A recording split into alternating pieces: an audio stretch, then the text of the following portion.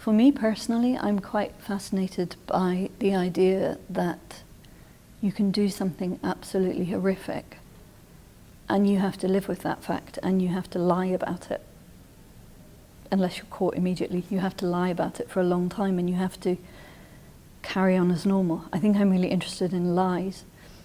You know, we've all had that urge where we want to kill someone or we want to slap someone or we want to push someone under a train because they're really, really annoying us. And I think quite often people are interested in the ones that actually do act on those impulses. My name's Emma Flint and my debut novel is Little Deaths. It's set in the summer of 1965 in suburban Queens, New York, and it's based on the true story of a woman who was accused of murdering her 2 children. I first read about the case when I was about 15, I think, and it stuck in my head for 20 years. And the things that stuck with me were, firstly, the figure of the woman herself. She's this tiny, petite, very striking woman with red hair, always wore a lot of makeup. And I had this image in my head of this tiny woman surrounded by these really tall, bulky men wearing suits and police uniforms, not smiling, and her looking really frightened and fragile. And that was one of the images that I had. And I also had it in my head an idea that when I'd first read about it, she hadn't had a fair trial. And when I went digging to find out more about the case, that's what really intrigued me, the sense that she'd been condemned for the person she was and how she looked rather than on any hard evidence. I've changed everybody's names, but the character of Ruth is based on a real person. The children's ages and genders are correct. The police officer, Devlin, is a kind of composite of lots of officers who were involved in the case. The reporter, who is the second narrator, Pete Fernicki, he's complete fabrication, because I felt that I needed a completely different voice, and I wanted to show how even men who are sympathetic to Ruth come to objectify her and see her as a sexual symbol rather than a real person.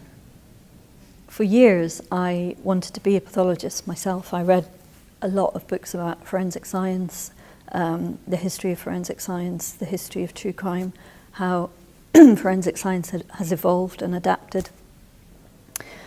And then I found out that you needed 3 science A-levels to get on a forensic science course, and that was not going to happen. And then I saw this book, which was about the Crippen case, which is a case of a man who supposedly murdered his wife in Camden in 1910. And I picked the book up, and it wasn't really anything to do with pathology. It was to do with the story of the crime and the deduction of the crime.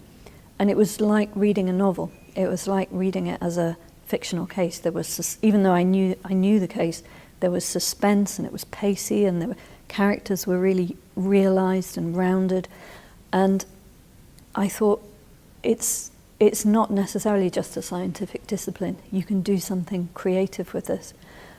I never ever thought that I'd be able to make money from the fact that I'm interested in true crime.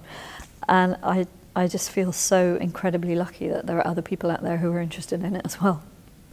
It's the most exciting and surreal thing that's ever happened to me. I feel like I've had a baby that everybody loves without being pregnant. It's completely bizarre.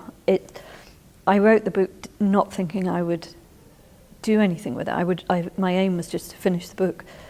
Then I got an agent, which I didn't expect. Then I got a publisher, which I didn't expect. Then I got another publisher in America.